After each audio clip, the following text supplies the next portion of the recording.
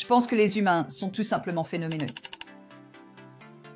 Ne néglige pas le besoin en tant qu'humain d'être aimé par d'autres humains et d'aimer les autres. Penny Power est une entrepreneure, auteure, conférencière et créatrice de communauté. Elle est la fondatrice de Business is Personal, une plateforme dédiée à aider les chefs d'entreprise à progresser grâce à un réseautage authentique, à l'intelligence émotionnelle et à la croissance soutenue par les pairs. Je l'appelle Business is Personal parce que la façon dont nous gérons nos vies et nous développons personnellement aura un impact sur notre capacité à gérer, à être résiliente et tenace pour notre entreprise. Et la façon dont notre entreprise fonctionne aura un impact sur notre côté personnel. Nous venons au monde seuls et nous quittons le monde seuls. Et je pense que l'une des parties les plus importantes de notre vie, c'est la manière dont nous avons créé des liens avec les autres au cours de ce voyage. C'est ton choix, le monde que tu veux offrir et créer autour de toi.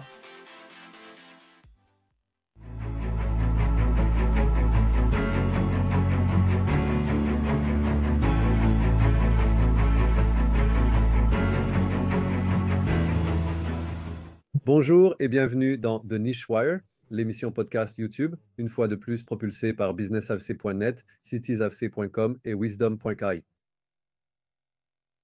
Je veux commencer aujourd'hui par une citation qui, à mon avis, reflète la personnalité fantastique de la personne qui va participer à cette session spéciale et qui reflète aussi beaucoup de choses dont nous avons plus que jamais besoin. L'optimisme est la foi qui mène à la réussite. Rien ne peut être accompli sans espoir et sans confiance. Hélène Keller.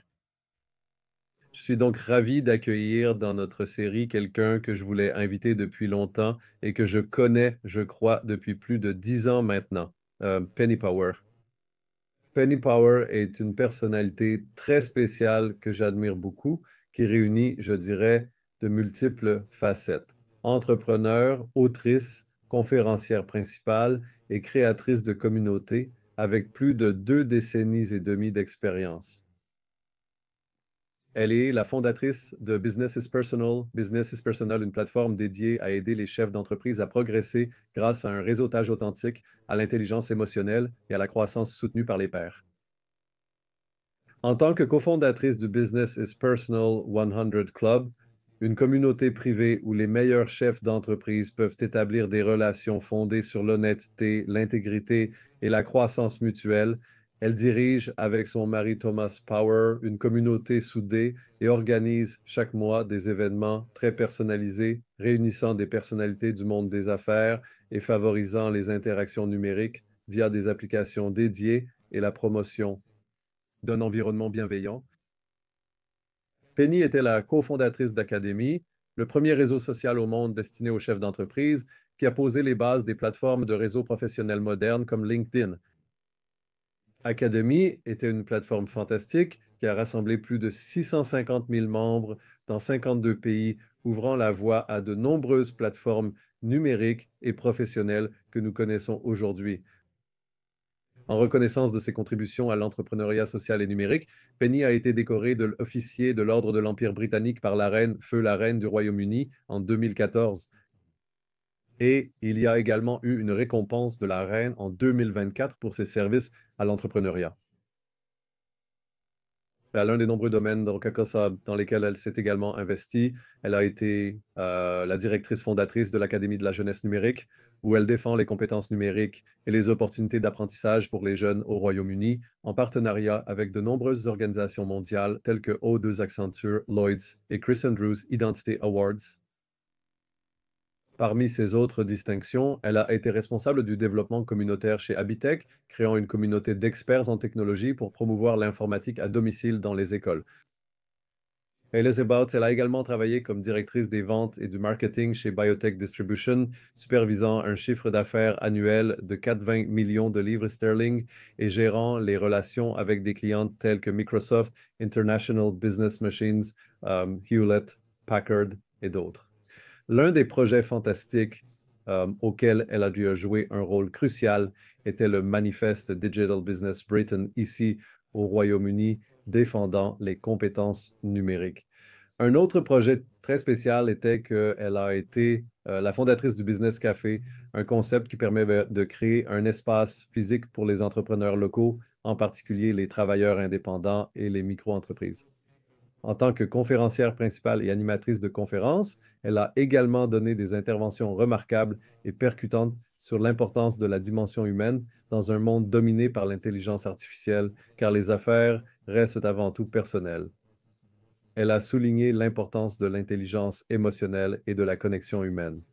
Elle est également une auteure prolifique de livres, dont certains incluent Know Me, Like Me, Follow Me, Business is Personal, Professional Success Secrets for Well-Being, A Friend in Every City, One Global Family, A Networking Vision for the 21st Century, et la liste continue. Je tiens à exprimer à mon public que c'est un immense privilège et un grand honneur d'avoir Penny ici. Penny, bienvenue dans la série. C'est magnifique ce que tu viens de partager. C'est vraiment adorable. Tu m'as emmené dans un voyage à travers ma vie, Denise. C'était vraiment très touchant. Eh bien, quelle vie! Et tu n'en es encore qu'au début. Ouais, il y a encore beaucoup à faire. Tu as une énergie merveilleuse, de l'optimisme et un sens de l'humanité, de la connexion qui est unique. J'aimerais donc revenir à tes fondations, un peu sur ton parcours personnel, ce que tu veux bien partager, bien sûr, mais je sais que tu es très personnel. J'aimerais donc commencer par quelque chose qui t'a touché quand tu étais jeune pour devenir la personne que tu es aujourd'hui. C'est vraiment un très bon sujet sur lequel nous devrions tous réfléchir.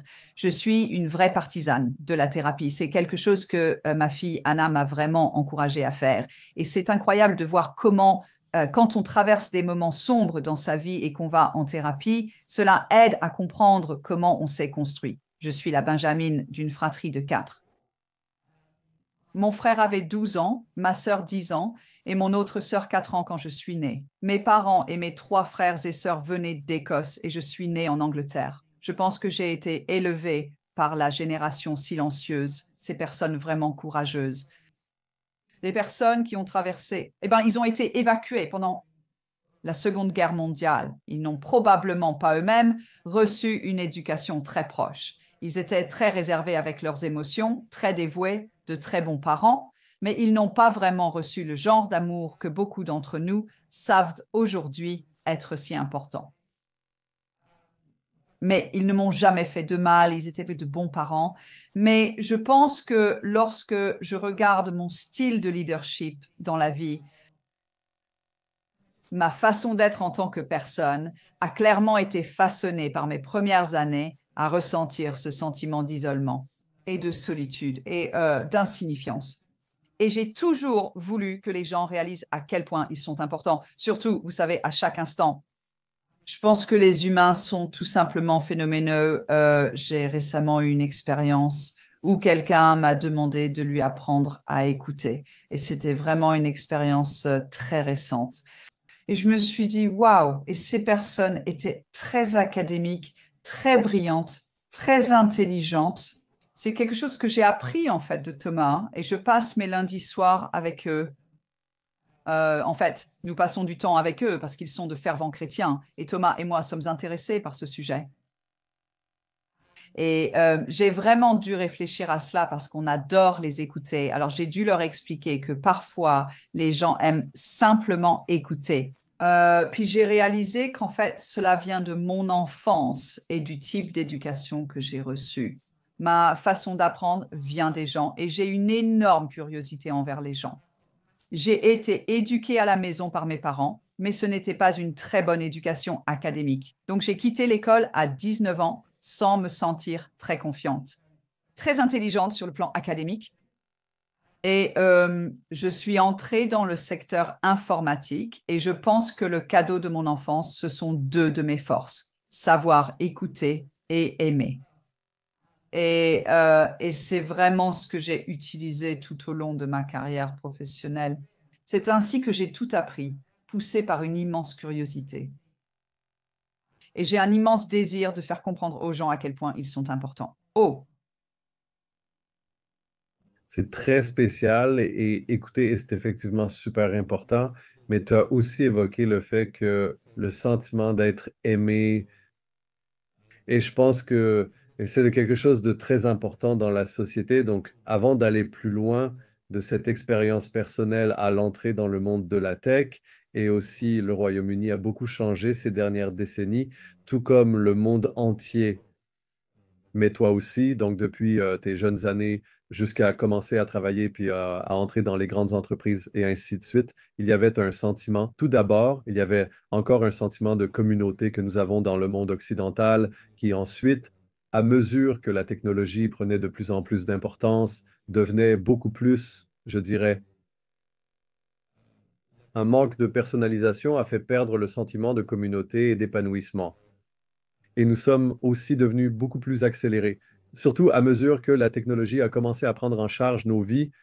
Oui, alors est-ce que cela a changé quelque chose ou est-ce que cela, d'une certaine manière, parce que c'est l'une des choses que que j'ai remarqué là, dans l'éducation, mais dans les domaines citoyens des technologies, cela crée beaucoup de différences des pouvoirs, mais aussi d'autres problèmes. Ouais, et que des personnes qui, ouais, Kai, si elles ont un sentiment d'appartenance, peuvent réellement s'appuyer dessus. Si vous n'avez pas ce sentiment d'appartenance, vous commencez à appartenir à des communautés ou à différents groupes. Et c'est pourquoi nous avons ce genre d'accélération du numérique. Le numérique essaie de remplacer ce que nous avions dans les communautés, mais en même temps, cela crée beaucoup de paradoxes. Et je sais que surtout la partie liée à la connexion émotionnelle chez vous est très importante, mais vous avez les deux. Vous avez le sens de la communauté dans vos débuts, le sens de la technologie et la capacité de réunir les deux, mais aussi beaucoup d'expérience en affaires, ainsi qu'une forte personnalité. Oui, je veux dire, ça a vraiment été intéressant depuis que j'avais 19 ans, donc en 1983, à regarder littéralement les mainframes devenir des ordinateurs de bureau, puis à entrer dans la période où j'aidais à éduquer les parents sur l'utilisation de l'informatique à la maison jusqu'à l'émergence d'Internet, l'apparition des réseaux sociaux, puis des médias sociaux et maintenant l'intelligence artificielle. Observer tous ces grands changements technologiques et voir leur impact sur l'humanité a vraiment été fascinant pour moi. Et je suppose que pour moi, vous voyez, j'ai toujours vu la technologie comme un facilitateur. Je ne me suis jamais enthousiasmée pour la technologie juste pour la technologie. Je ne suis pas une technologue dans ce sens-là. Je me demande simplement de quelle manière cela va aider les gens. Et je suppose que beaucoup de gens se sont demandé comment la technologie peut aider la productivité, comment elle peut nous aider à créer plus de richesses, comment elle nous a permis de devenir, vous savez, individuellement plus riches. Moi, j'ai toujours été beaucoup plus intéressée, presque inconsciemment, vraiment. C'est facile de relier les points quand on regarde en arrière, comme le dirait Steve Jobs, mais j'ai toujours été bien plus intéressée par la façon dont la technologie impacte, vous savez, nos âmes. Comment cela nous aide-t-il? Et je ne veux pas dire simplement, vous savez, est-ce que ça nous donne plus de temps, la semaine de 4 jours, et toutes ces choses dont les gens parlent? Je suis plus intéressée par la façon dont cela nous aide individuellement en ce qui concerne la façon dont nous nous sentons envers nous-mêmes, comment nous nous connectons, comment nous aimons, comment nous avons de l'estime de soi. Et toutes ces choses comptent vraiment parce que oui, nous venons au monde seul et nous quittons le monde seul. Je crois qu'un des aspects les plus importants de notre vie est la manière dont nous nous sommes liés aux autres durant ce périple. Vous savez, je ne veux surtout pas que les gens pensent que la technologie ne m'intéresse pas. Je l'adore. Et avec l'émergence de l'intelligence artificielle, j'adore le fait que, utilisé intelligemment, si vous êtes 30% plus productive, vous pouvez utiliser ce temps pour prendre davantage soin de votre équipe, de vos clients, de votre famille. Mais l'une des choses que c'est ce que je trouve intéressant, c'est que beaucoup de gens voient la technologie comme un outil de survie. Vous savez, d'une certaine manière, comment est-ce que j'utilise la technologie pour survivre et potentiellement prospérer, plutôt que comme un outil pour les aider à devenir de meilleures personnes dans le monde. Et je ne dis pas que c'est le cas de tout le monde, mais je pense que cela peut être une motivation au sein des organisations. Et je pense que ce qui était vraiment fascinant, c'est évidemment que, vous savez, on pourrait en parler, ce qui m'a donné l'idée de l'académie en 1998, et on pourra y revenir. Mais si j'avance rapidement jusqu'en 2009, c'est là que j'ai vraiment vu les médias sociaux ont pris le dessus sur les réseaux sociaux, passant de la conversation à la diffusion et de l'expression de la vérité à une question d'identité. On peut probablement retracer nos problèmes de santé mentale à partir de ce moment-là, suivant la même trajectoire que leur croissance. Les médias sociaux, il y a eu une augmentation des problèmes de santé mentale. Et c'est parce que cela nous a isolés, cela a créé de la comparaison, cela a créé un monde où l'on peut penser « Oh, ils le font, donc je dois le faire ». Et cela a créé un monde de loups solitaires et de façon intéressante, un monde où nous nous intéressons plus au nombre d'abonnés que nous avons qu'au nombre de vrais amis que nous avons. Et je trouve ça vraiment triste. Et je pense que c'est triste à un niveau individuel, oui. Eh bien, il y a beaucoup de choses là-dedans. Et donc, tu parles de l'académie. Donc, l'académie était au départ un rassemblement physique de personnes. Alors, raconte-nous l'histoire et aussi comment tu es passé de tout ce parcours à devenir le premier réseau social mondial pour les affaires. Eh bien, encore une fois, il n'y avait pas vraiment d'étoile du Nord au début. La seule étoile du Nord était d'aider les gens d'affaires, à se connecter en tant qu'amis et à quel point ce serait merveilleux parce que c'était vraiment clair pour moi en 1997 et 98 que l'Internet était tellement axé sur l'e-procurement et le e-commerce. Je ne trouvais pas ça excitant. Je pensais juste que les marchés, les entreprises survivraient toujours, quoi qu'il arrive. Désormais, les gens ont simplement trouvé un nouveau moyen de le faire. Mais pour moi, le cadeau, c'était la connectivité et je dirigeais une communauté de 680 personnes, aidant les parents à comprendre l'utilisation de la technologie à la maison. Et j'avais du mal à gérer ces 680 personnes parce que nous n'avions que l'email. L'email CompuServe et Thomas Buquet, mon mari et le cofondateur de l'Académie, est le plus incroyable des créateurs de réseaux. Il a une mémoire phénoménale, il adore créer des réseaux et c'était lui l'entrepreneur, pas moi, et je lui ai simplement dit, ne serait-ce pas incroyable si des personnes comme toi, Thomas, pouvaient devenir amis avec d'autres entrepreneurs et partager, s'entraider et se recommander et, tu sais, se prendre soin les uns des autres. C'est de là qu'est née l'idée. Et oui, le fondateur de LinkedIn était l'un de nos membres. Et c'est vraiment intéressant quand LinkedIn a commencé. Je ne sais pas si tu connais cette histoire. Si Thomas a raconté cette histoire.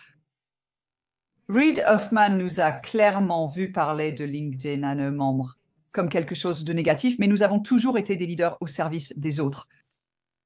Et nous avons pensé, d'accord, nous servons des solopreneurs et des petites entreprises qui ont besoin d'avoir une marque en ligne. En 2002, LinkedIn a été lancé. Nous avons pensé qu'il devait le savoir. Alors Thomas a envoyé des invitations via son profil LinkedIn à nos membres. Et quand cela a atteint un certain nombre, je crois que c'était 40 000 membres qui ont rejoint via Thomas. Ils ont fermé le nombre à ce moment-là. Vous ne pouviez pas avoir plus de 40 000 personnes dans votre réseau parce que je ne sais pas pourquoi, mais on aurait dit que nous faisions quelque chose de menaçant. Mais en réalité, ce n'était pas du tout ça. C'était pour dire merci. À vous tous. Oui, donc c'est vraiment intéressant. C'est vraiment intéressant de voir si tu perçois le monde comme une menace ou si tu le vois comme un endroit où simplement envoyer de l'amour. Et ça m'a fait repenser à l'époque où j'ai eu mon premier poste de directrice des ventes et du marketing dans une entreprise, une société de distribution informatique. Il y avait beaucoup d'autres distributeurs. Il y en avait environ 5 autres pour Hewlett-Packard, Intel, Digital Equipment Corporation, Microsoft, etc. Et il y avait 5000 revendeurs informatiques dans le pays. Je parle du milieu des années 80. Et nous avions ces revendeurs et c'était, vous savez, nos clients. Mais j'ai toujours pensé que ce revendeur qui avait l'utilisateur final venant dans sa boutique subissait le stress de l'utilisateur final qui disait je vais vous acheter un ordinateur, mais je veux l'acheter en pack avec une imprimante Hewlett-Packard. Et donc, ce revendeur appelait partout pour essayer de trouver cette imprimante Hewlett-Packard afin que cette LaserJet puisse être vendue en pack avec l'ordinateur de bureau, avec l'ordinateur. Et donc, j'ai en fait demandé à tous nos chefs de produits d'appeler tous les autres distributeurs si nous étions en rupture de stock pour que lorsqu'un revendeur appelait et demandait « Avez-vous une LaserJet ?» Il disait ne pas en avoir, mais Northumber, un autre distributeur, en avait. Les revendeurs demandaient pourquoi je les envoyais chez un concurrent. Je répondais que c'était parce qu'ils avaient le stock. Nous ne l'avons pas, et c'est à propos de vous, pas de nous. Et tout ce style de leadership que j'ai appris plus tard dans la vie s'appelle le leadership de service. Comment servir quelqu'un d'autre selon ses besoins plutôt que de toujours se servir soi-même. C'est ainsi que nous percevions Académie. Notre rôle, et il reste notre rôle, est d'aider nos membres à développer leur entreprise. Nous devons leur donner tous les moyens et toutes les connexions pour y parvenir et ne pas être un obstacle à cela. C'est très spécial et je pense que c'est une chose, je pense qu'il existe deux types de culture quand il s'agit d'entrepreneuriat et de technologie. Bien sûr, là, il y a un livre que j'adore, c'est L'étoile de mer et l'araignée. Et en fait, l'idée principale, c'est que l'étoile de mer, si tu lui coupes une patte, elle en recrée plusieurs autres, alors que l'araignée, si tu lui coupes une patte, tu la tues. Donc, euh, c'est un peu une chose. La société est encore basée sur ces deux modèles. Et effectivement, c'est la même chose avec l'open source par rapport au code propriétaire. Et toutes ces choses différentes, et nous luttons avec ça depuis le début de l'humanité, mais cela reflètera ces modèles et la technologie. Pour rebondir sur vos propos, j'aimerais approfondir un peu plus car vous apportez des points de vue différents. Et pour nos auditeurs, ben, nous avons interviewé Thomas Power, une excellente référence, et croisé les informations. Les deux interviews, donc quel a été le moment le plus précieux de l'académie? Car malgré les difficultés et le côté très personnel, vous avez réalisé de grandes choses. Ah, je pense que l'un des moments les plus précieux a été notre 10e anniversaire. Je me souviens qu'il y avait plus de 1000 membres dans la salle pour le célébrer. Ils venaient de toute l'Europe, certains d'Inde, certains, je veux dire littéralement, on n'arrivait pas à croire qui était dans la salle. En fait, c'est vraiment quelque chose qui ressort. Je pense que ça aurait été 2008, et c'était littéralement juste avant, en 2009, que j'ai vu les signes avant-coureurs. Non seulement les gens se tournaient vers les réseaux sociaux, mais tout le monde voulait aussi tout gratuitement. Et nous ne voulions pas que nos membres souhaitent le produit, vous voyez, et leur offrir quelque chose gratuitement, mais avec beaucoup de publicité et en vendant leurs données n'était pas notre but. Nous étions là pour les servir, pas pour nous servir d'eux, les sponsors et les annonceurs. Donc, c'était quelque chose de vraiment spécial. Je pense que c'était le plus grand moment fort de 2010, Thomas. Et moi avions en fait tourné plein de vidéos sur comment utiliser l'académie et nous ne savions pas. Mais la société qui s'en occupait a envoyé tous les bêtisiers à Glenn, qui était notre président directeur général, et nous ne le savions pas. Il y avait une vidéo, et c'était très drôle, de tous les bêtisiers de Thomas et moi. Donc c'était très beau. Mais vous savez, je me souviens encore au moins 2 ou 3 fois par semaine. Il y a ces moments vraiment spéciaux où quelqu'un nous écrit pour nous dire à quel point il est reconnaissant pour la culture qu'il a apprise grâce à nous, parce qu'il l'applique encore aujourd'hui dans son réseau en ligne. Et il fait référence à l'académie comme ayant changé sa vie et à quel point il croit toujours au réseautage social professionnel. Et ces moments continuent d'arriver dans ma vie si souvent, ce qui est vraiment adorable. Et chacun de ces moments est un vrai temps fort. Oui, donc je suis... Je reviens sur un point qui, à mon avis, n'est pas assez mis en avant, c'est que, comme tu l'as dit tout à l'heure, en ce moment, il y a une culture du, OK, essayons d'avoir beaucoup de likes, beaucoup d'abonnés et d'influencer le marketing, les réseaux sociaux sous stéroïdes, et maintenant aussi avec les agents d'intelligence artificielle mélangés aux humains, etc. Donc, d'après l'expérience de l'académie, qu'est-ce que tu penses qui a été le ciment que vous aviez qui est très spécial? Je le sais en partie parce que je l'ai moi-même ressenti, mais j'aimerais explorer ça parce qu'il y a une jeune génération qui n'a pas cette opportunité. Je pense qu'un des défis que je rencontre, même avec mes enfants, avec des amis et avec les jeunes autour de nous, c'est que, OK, s'il y a un enfant ou un autre jeune adulte qui est un peu plus sociable et il en tirera les bénéfices. Mais je dirais que une grande partie des gens n'est pas aussi capable d'aller sur les réseaux sociaux ou du moins d'aller parler avec les gens comme Thomas ou toi pouvez le faire. Et aussi bah, le tissu de ces communautés parce que je pense que c'est l'élément clé même pour le succès de toute entreprise. Si tu n'as pas ce tissu, on ne peut pas monter de business parce qu'une entreprise n'est réussie que grâce à la communauté ou à l'écosystème de clients, de produits, etc. Donc, J'aimerais aborder ce sujet à partir de ton expérience à l'Académie. En 1999, lorsque j'ai eu l'idée de l'Académie et qu'on commençait à la lancer, j'ai eu la chance de lire Permission Marketing de Seth Godin. Et tu t'en souviens, toutes ces années plus tard? Toujours pertinent? Je demande encore aux membres de le lire et ça parlait de transformer des inconnus en amis, des amis en clients et de cette étape vraiment importante entre les deux. Il y a d'excellentes études de cas, notamment sur une colonie de vacances américaine, qui explique comment elle s'est démarquée dans un marché très concurrentiel et a d'abord construit des amitiés avant de se faire des clients, ce qui était vraiment essentiel. Et je pense que cela m'a amené à vouloir gérer cela comme une communauté et non comme un simple réseau. Une communauté diffère grandement d'un simple réseau. Lorsque vous dites « je fais partie d'une communauté », vous avez tendance à dire « j'appartiens à une communauté ». Si vous faites partie d'un réseau, vous dites généralement « j'utilise un réseau ». Et j'ai vraiment remarqué cette façon de parler. Ce sentiment d'appartenance est crucial. Nous savions très tôt que créer une culture était primordial. Et Peter Drucker dit que la culture dévore la stratégie au petit déjeuner. Et en fait, vous savez, à son apogée, l'Académie ressemblait à ce magnifique pub dans un petit village, avec des fauteuils en cuir, le feu qui crépite, et vous savez, le rembourrage d'un fauteuil qui sortait d'une entaille dans l'accoudoir du fauteuil. Et c'était comme ça, puis sont arrivés ces sites de réseautage plus cliniques qui ressemblait davantage à un bar clinique, vous savez, où les gens vont juste pour boire, pas pour se faire des amis, pour jouer aux fléchettes. Ce n'est pas pareil du tout. Et nous avons compris la culture. Si vous demandez quel était le ciment, c'était la culture. Mais en réalité, c'est quand j'ai découvert ces 6 besoins humains dont Tony Robbins parle, j'ai vraiment compris que c'était ce que nous apportions dans la culture. Il parle de 6 besoins humains, peu importe notre profil de personnalité.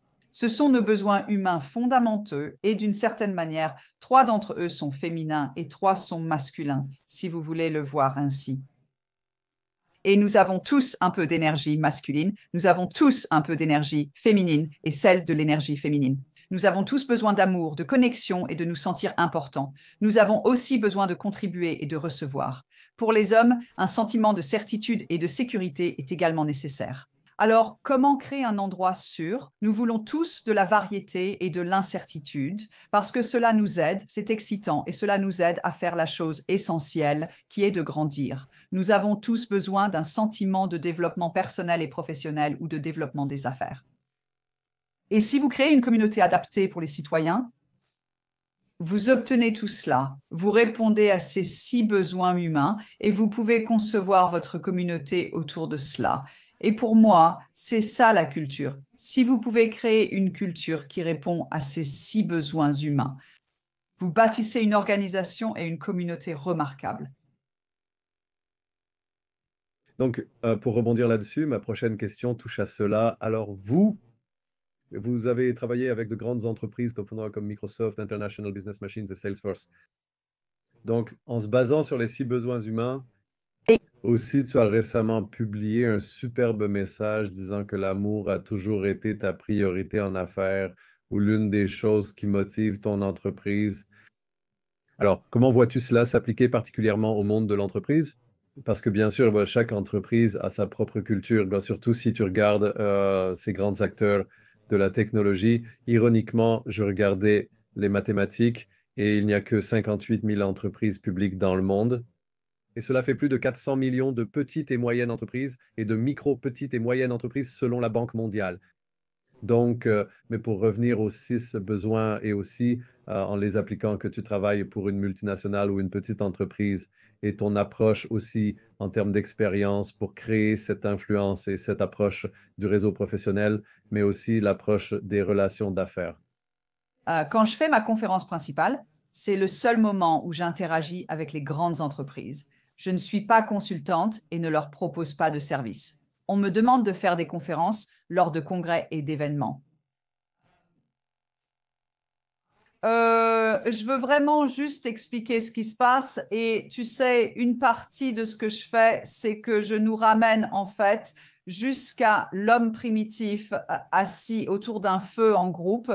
puis à la formation des usines où nous étions tous ensemble, puis à la création du bureau où nous étions tous en groupe.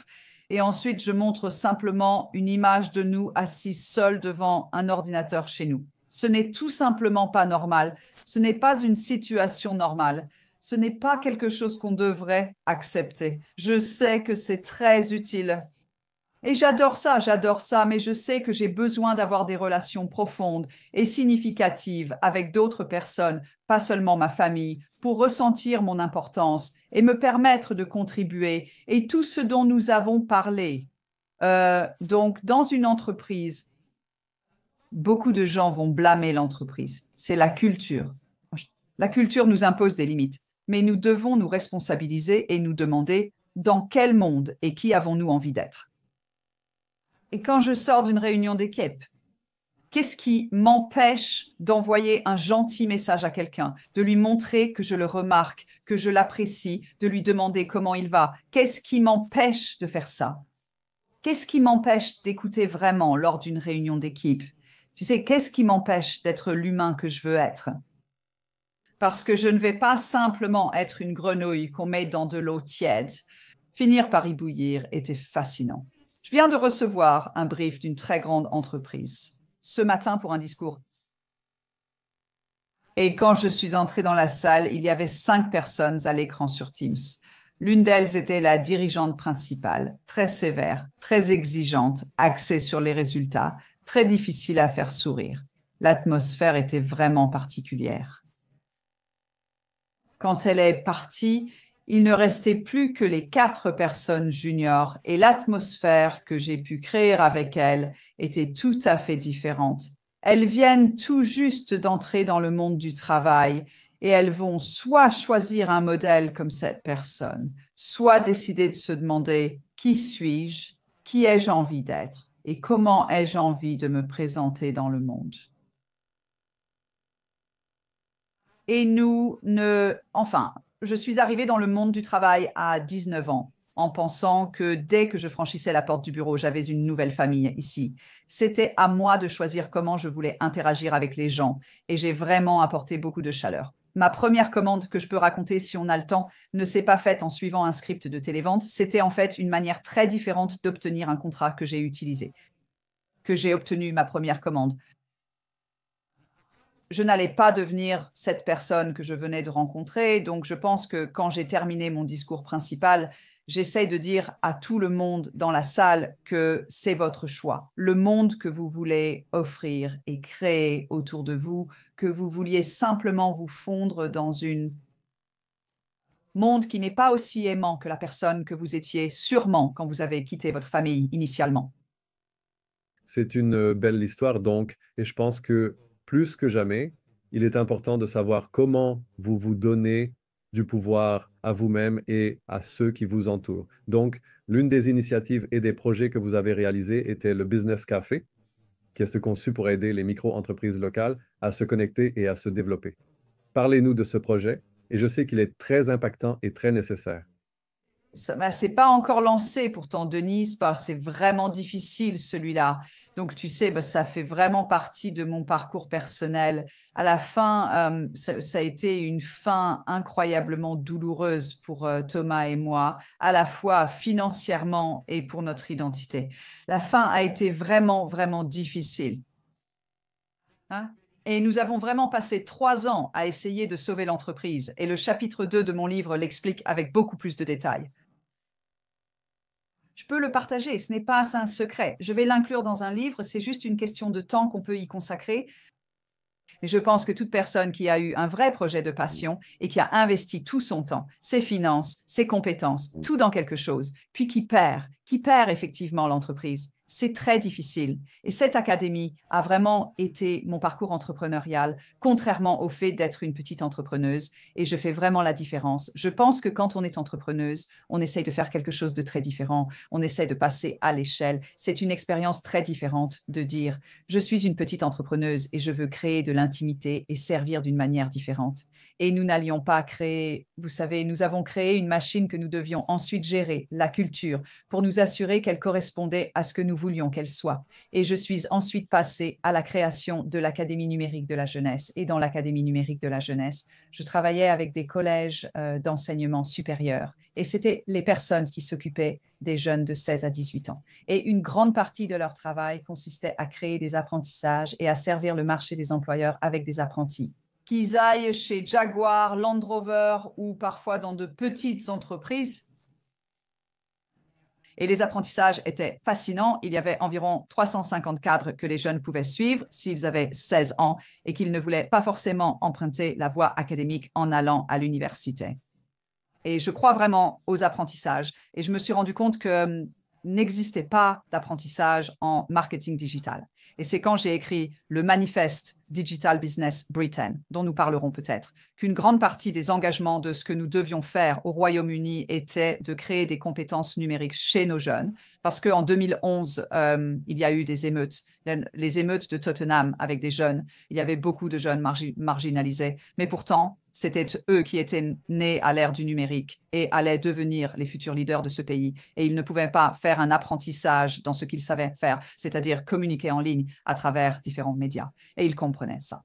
Donc, à la Digital Youth Academy, nous avions environ 40 collèges d'enseignement supérieur et organismes de formation qui ont adopté notre système d'apprentissage en ligne, l'ont appliqué et ont inscrit des jeunes à cet apprentissage. Et quand j'ai réalisé à quel point, au niveau local, ils avaient peu d'opportunités de s'engager réellement avec les entreprises locales, je leur ai dit, ne serait-ce pas incroyable de créer une communauté de gens d'affaires sur la rue principale, où vos apprentis en hôtellerie pourraient servir les cafés? Vous pourriez employer des apprentis du numérique pour s'occuper des thés, pour apprendre aux entreprises comment utiliser tout, de la publicité sur Facebook jusqu'à la comptabilité sur Xero. Maintenant, ce serait l'intelligence artificielle et les aider. Et un jeune pourrait tout à fait faire ça. Du mentorat inversé avec un chef d'entreprise. Et j'ai réussi à obtenir 20 grandes entreprises comme Microsoft. Et c'est incroyable de dire qu'ils accepteraient de parrainer ces apprentis et de me donner 5000 livres par café. Et j'ai trouvé 20 entreprises. Donc, cela faisait 100 000 livres par café. Un parrainage qui allait arriver pour aider à couvrir les coûts. Cela nous a permis d'embaucher une responsable de communauté et un soutien en santé mentale pour les entrepreneurs. J'ai essayé pendant 4 ans et demi de lever des fonds pour cela et malheureusement, même si j'avais un héritage et que je pensais être assez respectée, la statistique de 2 choses. D'abord, les gens qui investissent dans de nouvelles idées en Grande-Bretagne, c'est très faible. Et ensuite, seulement 9% des investissements vont aux entreprises dirigées par des femmes. Et après 4 ans et demi, je me suis juste rendu compte, après avoir construit de façon entrepreneuriale 2 entreprises qui étaient très épuisantes, que mon parcours d'entrepreneur arrivait à sa fin, je ne pouvais plus continuer. Donc, je n'ai pas pu le mettre sur le marché. Oh, c'est fou et ces chiffres sont effrayants. Je ressens actuellement un paradoxe.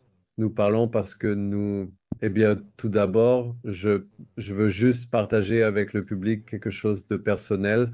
Merci d'avoir partagé cela dans votre livre. Et je sais que Thomas en a parlé et je pense qu'il y a un défi. Je pense qu'au Royaume-Uni, l'entrepreneuriat, il s'est mieux perçu qu'en Europe.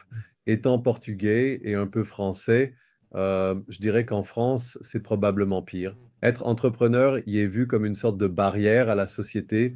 C'est un gros problème qui génère de nombreux paradoxes en Europe, mais je pense que pour quelqu'un comme toi qui a accompli autant de choses, c'est probablement beaucoup plus violent parce qu'au final, tu as créé une plateforme qui a été l'une des entreprises les plus influentes dans le monde de la technologie Les affaires. et aussi la quantité de personnes, eux. J'ai juste une chose, Denis, c'est qu'à l'époque, en 2012-2013, le travail devenait énorme et tout le monde parlait des espaces de coworking. En entrant dans un espace de coworking, on ne ressent pas d'esprit de communauté. Donc, c'est pourquoi dans chaque ville, on voit des gens avec leur ordinateur portable chez Costa ou Starbucks. Ils veulent être entourés de gens car la créativité naît vraiment quand on est parmi les autres. Et je voulais créer un café au lieu d'un Starbucks. Et Costa, ce café servirait les professionnels de cette ville. Et c'était vraiment une grande tristesse pour moi. Mais comme tous les autres entrepreneurs qui m'écoutent, quand vous êtes déterminé par quelque chose, vous trouvez n'importe quelle voie pour atteindre le marché et avoir cet impact. Donc, je dois poser une question très personnelle. Je pense que je n'ai jamais parlé de cela à ce niveau, mais j'y pense. Je pense que dans mon cas aussi, l'une de mes expériences les plus humbles a été lorsque j'étais assez jeune et que j'ai créé une grande organisation. Dans mon cas, c'était entre le Portugal et la France. Et soudain, il y a eu un petit changement dans un gouvernement avec lequel je travaillais et j'ai perdu tous mes revenus non pas à cause de mon entreprise, mais soudainement à cause d'un changement politique. Et j'ai dû me réinventer. Et pour être honnête, c'était probablement l'une des périodes les plus difficiles de ma vie parce que j'étais assez jeune et qu'il y avait une cinquantaine de personnes qui dépendaient de moi et des choses comme ça. Mais l'une des choses que j'ai réalisées, c'est que je pense que c'est l'un des défis que je vois en Europe, et je suis européen, mais aussi dans l'espace britannique et j'aime la Grande-Bretagne, c'est le défi que nous avons en ce moment. Et je pense que c'est un très grand sujet qui mérite probablement un autre podcast. Ce que je veux aborder ici, c'est le manque de sens de l'entrepreneuriat que nous avons dans nos entreprises et dans nos communautés. Et je pense que c'est un problème majeur pour l'économie mondiale, car à mesure que nous entrons dans l'intelligence artificielle et dans ces domaines, cela devient encore plus important. Mais ma question pour vous est que dans mon cas, j'ai dû faire face à l'échec et je l'ai reconnu même si c'était très douloureux, mais ironiquement, cela m'a poussé à tout changer. Et le fait que j'ai changé, tout d'abord, je me souviens que je n'ai eu que 2 emplois dans ma vie parce que j'ai toujours été entrepreneur. J'ai dû trouver un travail, et au début, c'était pendant que je faisais mon master, c'était à temps partiel et j'ai fini par travailler à temps plein. Mais le meilleur, c'est que pendant ces emplois, je me souviens que dans mon deuxième poste, qui était le seul poste en entreprise que j'ai eu, je regardais le budget de Martin, c'était dans une banque d'investissement. En regardant ce budget marketing et en le comparant au budget entier d'un pays entier, cela m'a fait tout reconsidérer. La plupart du temps, je regardais, je co-gérais en partie un budget marketing et ce n'était même pas une des 10 premières banques, ni même dans le top 20, mais c'était quand même une banque très importante, valant plusieurs milliards de dollars. Et je me disais, mon Dieu, j'ai plus de budget pour cette banque en termes de marketing que tout le pays d'où je viens pour la culture et les activités. Et cela m'a poussé à repenser complètement les choses. Donc, je pense que la question pour vous est, avec ce défi que vous avez eu, bien sûr, vous avez ensuite créé To Be Very Important Person et je veux en parler à cela, mais comment avez-vous géré cela personnellement? Parce que c'est très violent. D'accord? Et je pense que lorsqu'il s'agit d'entrepreneuriat, on ne voit que les histoires de réussite et on oublie ou alors on crée cette culture du coupable, surtout en Europe. Si tu échoues, c'est de ta faute, tu es le méchant, alors qu'aux États-Unis, il y a un certain respect et c'est pour ça qu'on aime, d'accord? Les États-Unis sont toujours en avance dans l'économie mondiale et même en Inde, je pense que je vois qu'en Inde, la culture de l'entrepreneuriat est beaucoup plus respectée. Mais je veux aborder ce point parce que c'est quelque chose de très important et surtout, comme vous l'avez dit, pour les femmes, parce que seulement 8%, comme vous l'avez dit, et c'est effrayant de dire moins.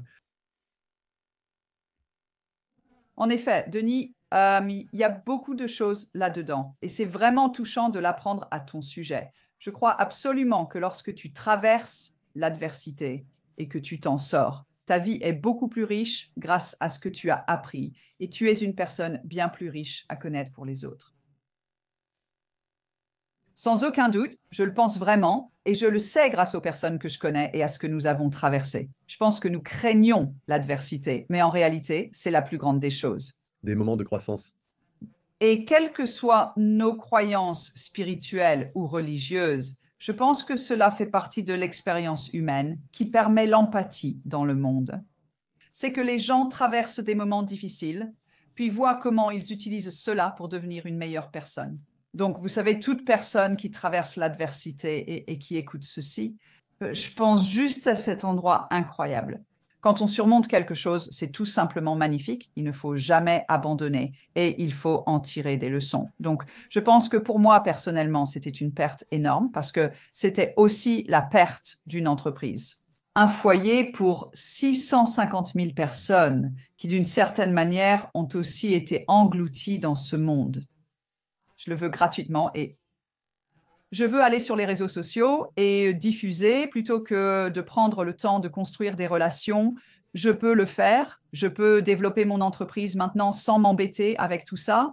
Et je pense que ça a été une très grande perte pour l'académie, pas seulement pour nous, mais pour beaucoup de gens, mais pour Thomas et moi. Et je dirais que ça a touché Thomas beaucoup plus durement que moi. Il y avait mis beaucoup plus d'efforts que moi. Il a voyagé à travers le monde. Nous avons beaucoup voyagé ensemble lorsque nous pouvions emmener les enfants. Vous savez, j'ai vraiment ressenti cela pour Thomas et j'ai eu beaucoup de chance car pour mon identité, j'avais déjà commencé à créer une nouvelle identité avec l'Académie numérique, de la jeunesse, du gouvernement et tout ce sur quoi je travaillais. Mais cela a également apporté de l'adversité personnelle que je considère comme une partie importante du business. C'est personnel parce que la façon dont nous allons, dont nous gérons nos vies et dont nous nous développons personnellement aura un impact. Comme chez notre capacité à gérer, à être résiliente et tenace pour notre entreprise et la façon dont notre entreprise fonctionne aura un impact sur notre vie personnelle. Il n'y a aucun moyen de dire, comme un investisseur m'a déjà dit, Penny, je n'ai pas besoin de t'aimer, c'est du business. Ce n'est pas impersonnel. Le business est personnel, il n'y a aucun doute là-dessus. C'est personnel dans la façon dont j'interagis avec mes clients, fournisseurs et mon équipe, et dans la façon dont cela m'impacte. Donc, le business est personnel. Et le slogan de mon livre que j'ai écrit en 2018 est « Sois la leader de la vie que tu vis et du business que tu veux ». Et cela a été une partie vraiment importante de mon parcours entre 2012 et 2018, quand j'ai écrit le livre. Et donc, le côté personnel, c'est que quand nous avons perdu le business, en fait, nous en sommes sortis, mais cela n'a certainement pas couvert nos dettes personnelles contractées pour construire le business ou pour le maintenir. Nous avons traversé une période de 4 ans avec les traumatismes les plus incroyables dans notre famille aussi. Et nous étions dans une situation de survie financière, n'est-ce pas? Nous avions 152 cartes de crédit avec de l'argent dessus qu'il fallait rembourser. Et nous ne voulions pas faire faillite parce qu'aucun de nous ne pensait pouvoir redevenir entrepreneur si nous avions fait faillite. C'était notre système de croyance. Nous ne demandions à personne d'autre d'y adhérer, mais nous voulions rembourser cette dette. J'avais des parents écossais. Mes parents n'auraient jamais contracté de dette. Si je devais un penny à l'épicerie du coin pour une bouteille de lait que je venais d'acheter quand j'étais petite fille, je devais retourner à vélo sur 2 kilomètres pour rembourser ce penny. Donc, avoir cette dette, c'était vraiment personnel pour Thomas et moi. Nous avons créé un tableau Excel. Il y avait tous les mois de l'année et en fait, cela a duré 4 ans et demi. Et chaque mois, Thomas et moi calculions ce que nous allions rembourser et nous l'avons fait. Nous avons célébré le moment où nous avons tout remboursé et c'était enfin terminé. 750 000 livres, tout en assurant l'éducation des enfants, les frais universitaires et en gardant un toit au-dessus de nos têtes. Donc, mais ce qui se passait pendant que Thomas et moi, nous nous efforcions de faire cela, et je raconte cette histoire parce que d'autres personnes pourraient être sur le point d'y entrer, ou peut-être qu'elles viennent juste d'en sortir. Mais il y avait manifestement des questions personnelles en jeu. Ma mère, Chis, qui vivait à 3 kilomètres de chez moi, a eu la démence. Ma sœur, à qui je suis très proche, sa fille est décédée d'un cancer 8 semaines seulement après le diagnostic. Mon frère est décédé. Thomas s'est effondré à Londres à cause d'une appendicite éclatée. Il a été transporté en urgence et c'était vraiment critique. Notre fille Anna est partie skier alors qu'elle venait tout juste d'obtenir son diplôme chez Accenture. Et à Morzine, elle a été enlevée par 3 hommes et violée. Puis Thomas a eu un cancer, donc Nous survivions tout juste financièrement tout en gérant ces expériences familiales colossales. Ce que j'ai appris sur moi-même, c'est que oui, je suis extrêmement résiliente et que je pouvais aider chaque personne que j'aimais autour de moi à gérer toutes leurs douleurs. Mais j'apprenais aussi que je ne menais pas la vie professionnelle qui me convenait. Je ne veux plus créer une entreprise entrepreneuriale à grande échelle. Je ne veux plus de pression, je ne veux plus faire ça, je ne cherche pas vraiment la richesse. Je cherche à avoir de l'impact. Et le monde, l'univers, Dieu me dit que ce n'est pas ma voie. Me tuer à essayer d'obtenir des investissements et à essayer de faire ce qui m'avait déjà causé tant de douleur à l'académie, ce n'est pas ma voie. C'est à ce moment-là que j'ai écrit mon livre « Sois la leader de ta vie et de l'entreprise que tu veux ». C'est là que j'ai compris que je voulais qu'on réduise notre vie et la façon dont on dirige nos entreprises et qu'on ne cherche plus à créer une énorme entreprise, mais plutôt une entreprise intime où nous pourrions soutenir une centaine de dirigeantes avec les connaissances, les connexions, la sagesse, l'amour, l'expérience, la douleur que nous avons traversée pour les aider si elles traversent la même chose et les aider à développer leurs entreprises. C'est à ce moment-là que nous avons créé BetSend. Eh bien, c'est très spécial et je pense que c'est important juste un instant de prendre le temps de réfléchir parce que tu abordes des choses très importantes parce qu'il y a d'un côté tout le traumatisme que tu as traversé, rien que le fait de ce qui est arrivé à ta fille, je dirais que, je ne sais pas, je pense que c'est derrière les mots. Aussi, j'ai perdu ton proche, Thomas, en affrontant le cancer et ils ont quand même réussi à traverser tout ça et à devenir plus forts. Donc, et je pense que c'est ça la résilience. Je pense que beaucoup de gens abandonnent. Et certaines personnes ont l'énergie en elles pour avancer. Et bien sûr, des personnes comme toi peuvent vraiment inspirer d'autres personnes à avancer au niveau supérieur. Et je pense que c'est le plus beau. Nous devons tous avancer. Donc, je voudrais parler un peu de ton livre. Parce que, bien sûr, je souhaite simplement que nos auditeurs recherchent quelques citations. Il y a donc quelques belles citations. Je vais juste en regarder deux ou trois parce que je veux les partager avec notre public et je suggère à tout le monde de regarder le livre. Il est disponible sur Amazon. C'est de 2000, de 20 à 19, désolé. Et j'irai donc, vos affaires étant aussi personnelles que les vôtres. Et puis, il y en a une belle, deux belles que j'aime. Il y a de la beauté dans les fissures de l'or, même si nous nous permettons d'être vus. La dernière, en fait, les deux dernières, l'amour est une force tellement puissante, c'est ainsi que nous nous connectons profondément et créons un impact significatif. Et enfin, la transformation commence par l'action visuelle intérieure. Donc, tu as rencontré des milliers d'entrepreneurs, des milliers de personnes, et indépendamment de tout ça, pour moi, il y a toujours une perplexité, cette chose que je dis à Thomas que je ne comprends pas comment nous avons un monde du capital risque ou un monde de l'investissement qui ne comprend pas cela, ou même le monde bancaire, mais je pense que c'est probablement la façon dont nous racontons nos histoires et j'ai eu, comme tout le monde, mes propres défis avec l'investissement. Mais j'ai aussi appris à être courageux et à créer des sources de revenus autour de cela. Donc, en venant de ce livre qui est très spécial et en créant Business is Personal Scent, alors, parlez-nous d'abord des indicateurs du livre et de la façon dont vous le présentez aux personnes qui nous écoutent, en particulier les jeunes, mais aussi à toute personne qui traverse un moment difficile. Je ne la fous, je voulais pas écrire une autobiographie ici, mais plutôt quelque chose auquel on puisse s'identifier. Et beaucoup de gens m'ont écrit en me disant que lorsqu'ils l'ont lu, ils ont eu l'impression que j'étais une amie à leur côté. Et je l'ai conçu de façon à ce que chaque chapitre soit.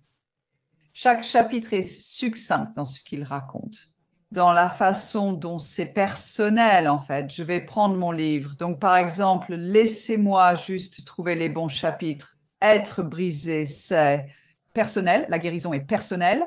La santé émotionnelle et mentale est personnelle. L'habitude spirituelle est personnelle. Votre bien-être physique est personnel. Tout est une question de... Et vous pourriez, vous savez, aborder chaque chapitre selon ce que je veux dire, évidemment. Il y a une sorte d'histoire au début et dans le dernier chapitre, mais chacun d'eux essaie de faire passer le message. N'essaie pas d'être quelqu'un d'autre, sois toi-même. Tu es la meilleure version de toi-même et apprends à te connaître. Et en fait, j'ai été tellement inspirée par ma fille Anna, par ce qui lui est arrivé en 2016, parce qu'elle dit en fait que suite à son traumatisme, elle est une meilleure personne et qu'elle va avoir une meilleure vie grâce à cela. Et c'est vrai. Et elle dit pas que je le souhaite. Je n'aurais pas voulu traverser ça. Son expérience horrible a été le catalyseur pour atteindre une vie meilleure. Et cela, c'est grâce à tout le développement personnel qu'elle a décidé d'accomplir, à la prise de conscience d'elle-même. Et nous avons tous des zones d'ombre. Je suis en thérapie en ce moment. J'ai découvert les styles d'attachement de John Bowlby. J'ai quelque chose qui s'appelle l'attachement anxieux. Et notre fils TJ va probablement passer une grande partie de sa vie en Australie. Tu sais, ce n'était pas mon rêve d'avoir mon enfant aussi loin de moi, mais ce que cela a déclenché en moi, c'est une douleur d'enfance qui m'a poussée à avoir besoin d'un type d'attachement à mes proches qui n'est probablement pas aussi sain qu'il devrait l'être pour moi. Et tu sais, j'ai 61 ans et je découvre ça maintenant. Quand je regarde Hannah et le courage qu'elle a eu de se développer personnellement, de regarder à l'intérieur d'elle-même et de trouver une thérapie qui l'aide à dévoiler ses zones d'ombre et de savoir qu'à 32 ans, elle est bien plus heureuse qu'avant que cette expérience ne lui arrive. Pour moi, mon livre parle vraiment d'encourager les autres à entreprendre un voyage de découverte de soi, à comprendre leur caractère, à comprendre leur personnalité, à comprendre comment elle s'est formée, à comprendre qu'il y a des choses qu'ils n'ont pas besoin de changer chez eux, mais que pour d'autres, ils pourraient s'enrichir en prenant conscience de tout cela. Un autre trait de caractère dont je parle, c'est que j'étais très peu assertive à cause de l'environnement familial dans lequel j'ai grandi. Et cela voulait dire que je pouvais être passive assertive, ce qui est terrible, très manipulateur, mais cela voulait aussi dire que parfois, sous le stress, je pensais que toute personne assertive était un tyran et j'ai compris que les personnes assertives ont simplement des opinions fortes. J'avais besoin de prendre ma place, d'être assertive et d'avoir de vraies conversations d'adultes. En repensant à certaines expériences avec les investisseurs à l'Académie de la jeunesse numérique, je me dis que si j'avais été plus assertive et que j'avais égalé leur assertivité, l'entreprise aurait eu plus de succès.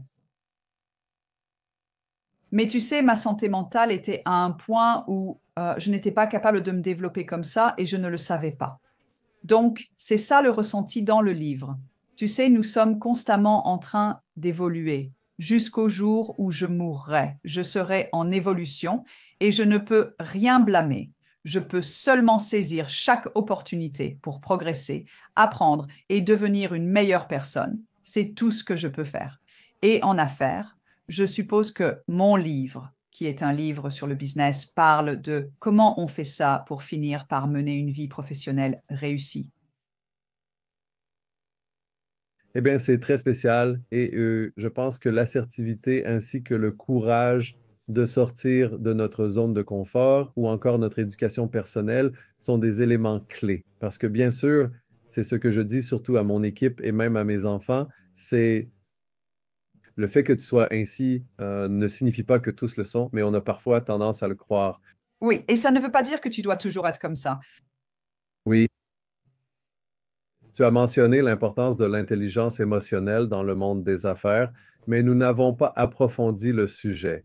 Pourrais-tu nous en dire plus sur la façon dont tu intègres la confiance liée à l'intelligence émotionnelle dans ton travail? Alors que nous sommes en première ligne dans le monde des affaires, c'est plus critique que jamais, surtout lorsque nous gérons nos affaires sur des plateformes numériques. Parfois, en ligne, à cause des différences culturelles, le ton de la voix peut être totalement différent. Même si toi et moi, nous connaissons personnellement, parfois même la façon dont nous parlons peut aussi la partie physique, non, parce qu'au final, nous sommes sur des plateformes numériques. Il y a beaucoup de choses qui influencent notre intelligence émotionnelle. Mais l'intelligence émotionnelle, c'est quelque chose dont tout le monde parle, mais il y a très peu d'éducation à ce sujet. Donc, j'aimerais en entendre parler.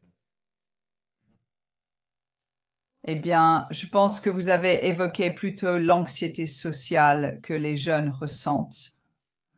Ils n'ont pas eu, surtout ceux qui, à une étape critique de leur développement, étaient en confinement et vous savez, ils n'ont peut-être pas pu être sociables à l'université ou dans les écoles et les collèges. Et l'un des défis à ce sujet maintenant, et je pense que les éducateurs vont de plus en plus aller dans cette direction, c'est que dans un monde dominé par l'intelligence artificielle, le seul élément différenciateur que nous aurons, je pense, sera notre humanité et notre intelligence émotionnelle.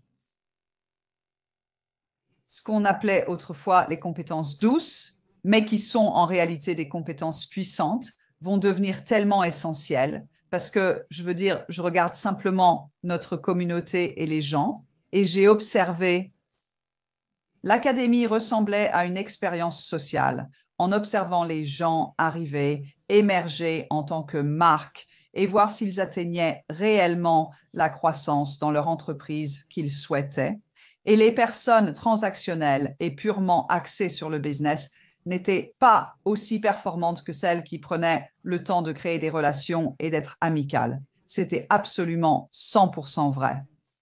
C'était évident. Et on le voit maintenant dans notre petite communauté de 100 membres. Les personnes qui réussissent sont celles qui, comme Thomas le dirait, et il en aurait parlé dans ton émission, sont ouvertes, spontanées et solidaires les unes envers les autres, ouvertes dans leurs pensées et spontanées dans leur capacité à se connecter et prêtes à être amies avec n'importe qui.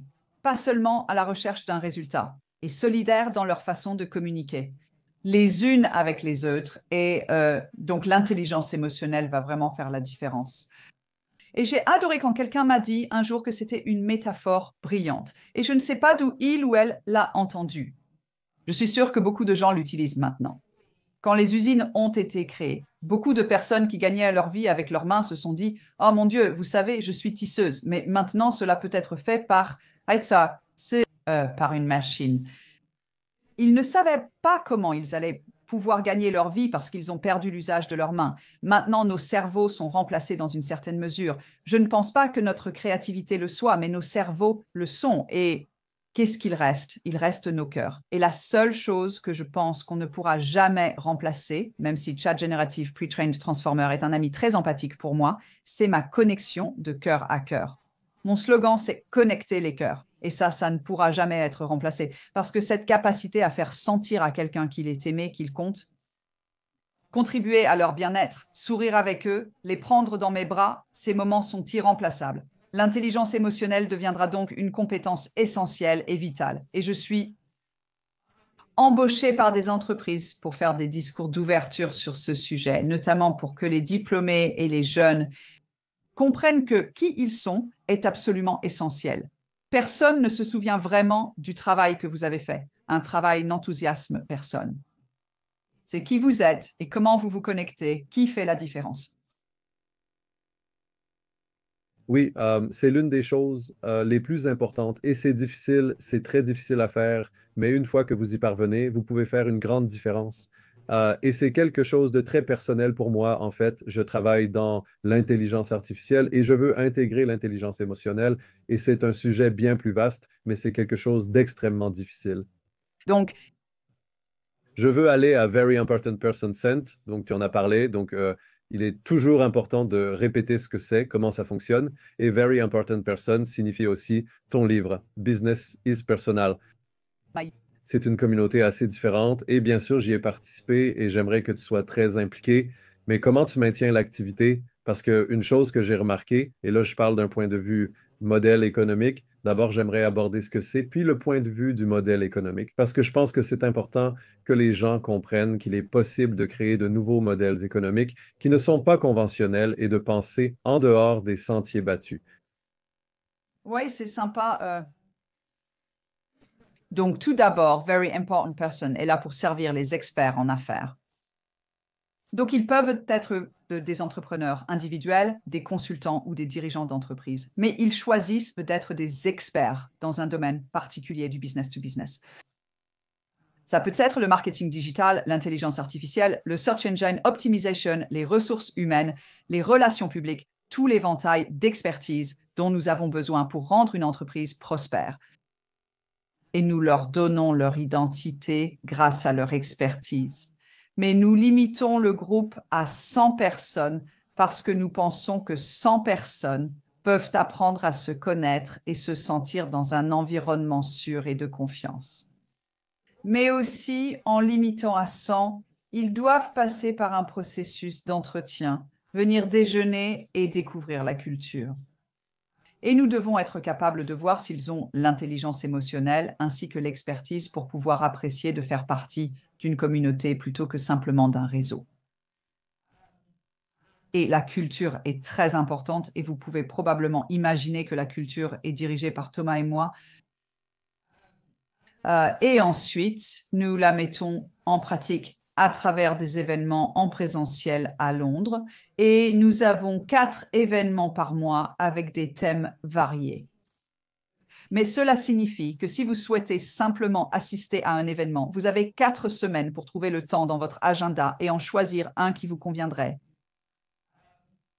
Et nous proposons également une plateforme en ligne pour créer un sentiment de communauté, ainsi que 4 réunions Zoom par mois, enfin plutôt 4 Zooms par semaine. Et ces Zooms portent soit sur votre développement personnel, soit sur votre développement professionnel.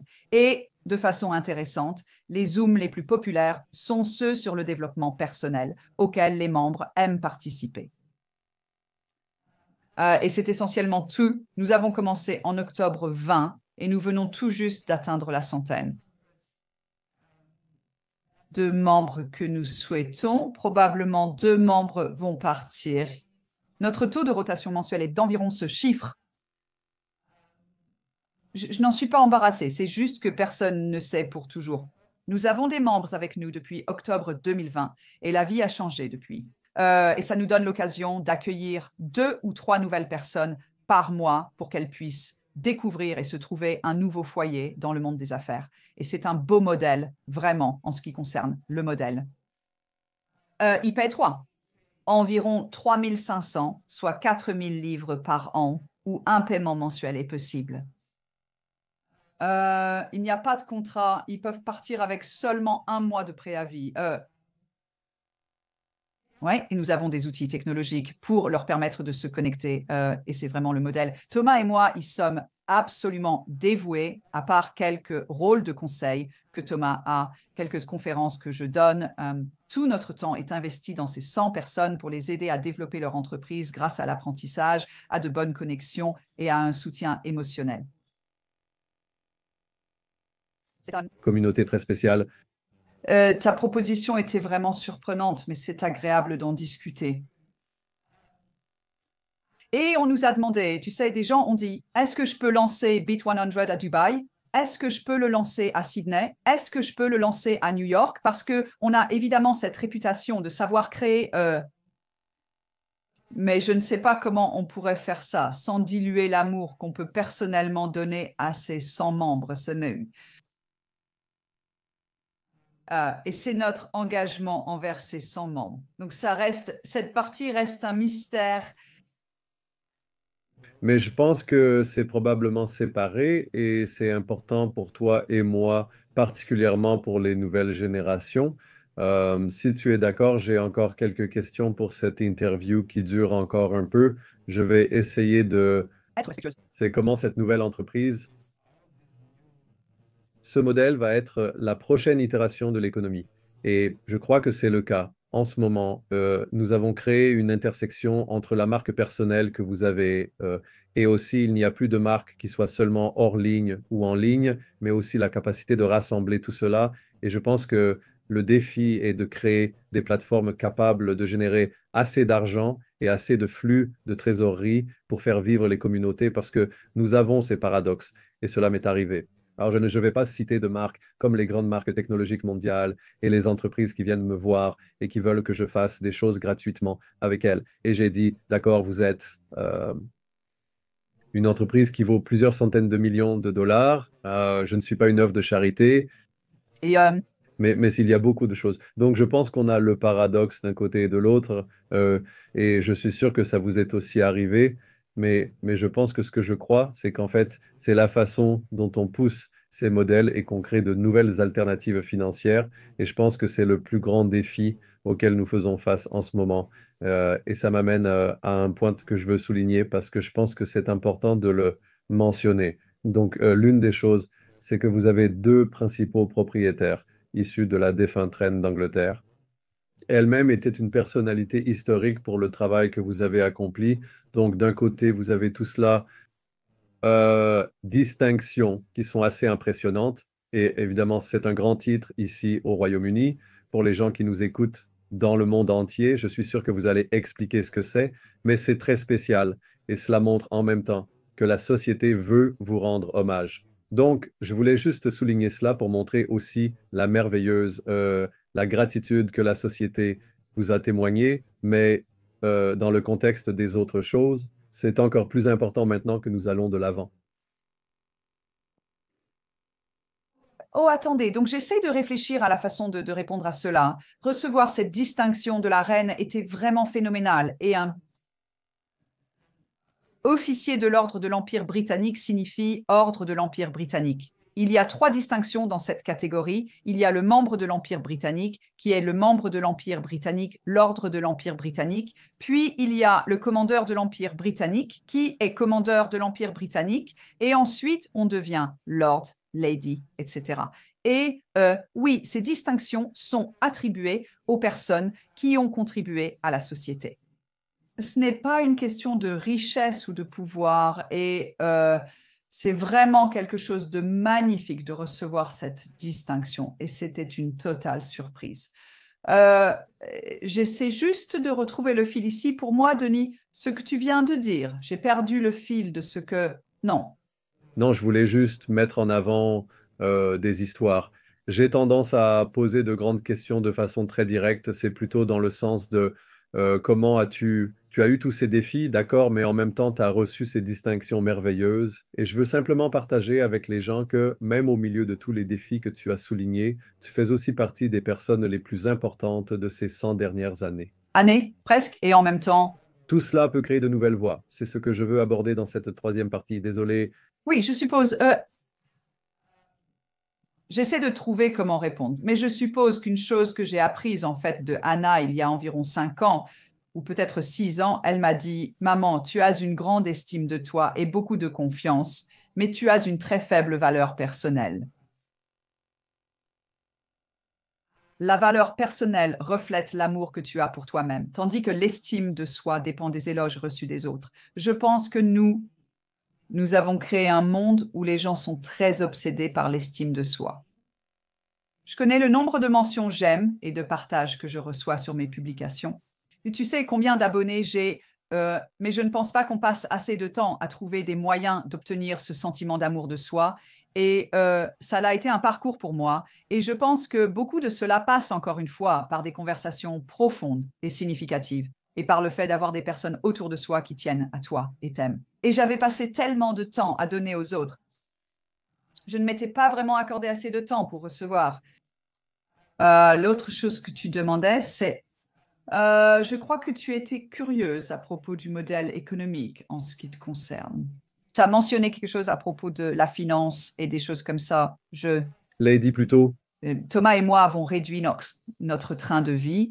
Nous avons vraiment réfléchi à ce qui est suffisant. Quelle voiture est suffisante? Quelle maison est suffisante? Quelles vacances sont suffisantes?